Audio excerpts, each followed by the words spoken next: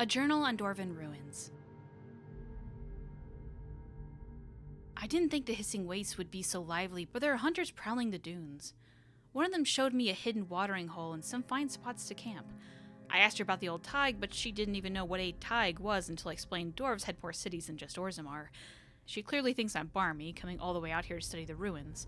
Polite about it, though. The statues here were chiseled thousands of years ago, I'm sure of it. Either these people love Dwarven architecture, or the commonly known fact that dwarves never built cities on the surface is wrong. This is the stuff world-famous treaties are made of. The inscriptions on the ruins are all in the old tongue. Thank you, grandmother, for teaching this ungrateful brat, old Dwarven. The writing talks about the sad parting from the stone. Hundreds of years ago, several houses left their Tigs to settle here under one leader. They were running from a war, or running so there wouldn't be a war. I read and reread the pillars until the light faded, but I know I'm missing something. I'll go back tomorrow. I wish Felicity's sister hadn't talked her out of joining me. I can use an extra pair of eyes to keep watch at night. It's a paragon. The man who led the people here, who built the city, was Mastersmith Paragon Firel. Legend says he died in the deep roads during a war between two Tigs who used his rune work to build fantastic weapons of destruction. If he escaped up here, that means the records are wrong, or someone 1,000 years ago tried to pretty up the truth about his leaving.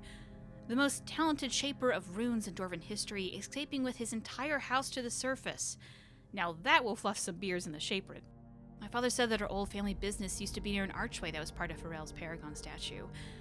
I wish I could have shown him this. He's the one who wanted to believe our ancestors in the stone were still guiding us. Be nice to think it were true, old man. I was tracing heraldry etched on a wall, and I noticed pictures of weapons with winged lizards worked into the decoration.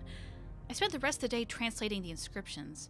This verse was apparently passed down through Firel's house, through his father to his father's father, and so on for hundreds of generations.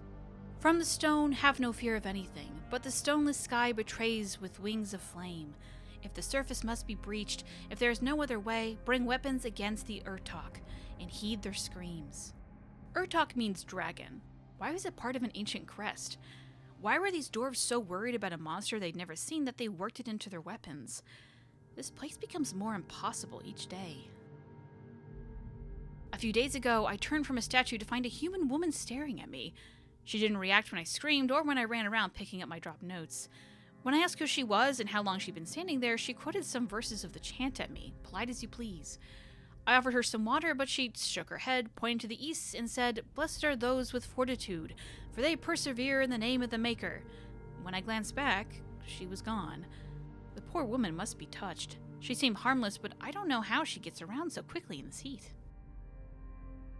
I have just discovered Firel's tomb in the east. I have never seen something so sodding grand in all my life.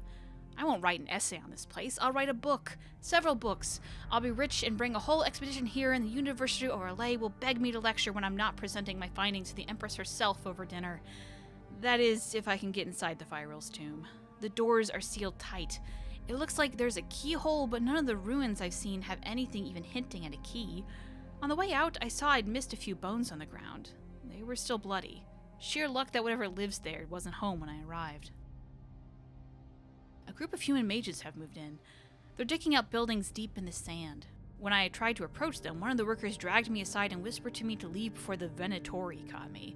I wasn't going to listen until he showed me his cuts. These mages have been bleeding him for their spells. I ran. I wish there was something I could do. What do these Venatori want? The buildings I saw looked like tombs in the ancient style. Firel was a master runesmith. Maybe the city revered his work enough to seal it away? Not a good day. Sandstorm blew in for hours, and I was almost bitten in half by one of those terrible spiders, making the fire nice and bright tonight. Wounds wrapped up, but it feels hot to the touch. Dizzy. Rest a few days? Discovered one interesting thing in all this mess. The name of this place. I puzzled it from some carvings on the door of Firel's tomb. Cal Rapartha. A place where we may meet in peace. I hope they found peace.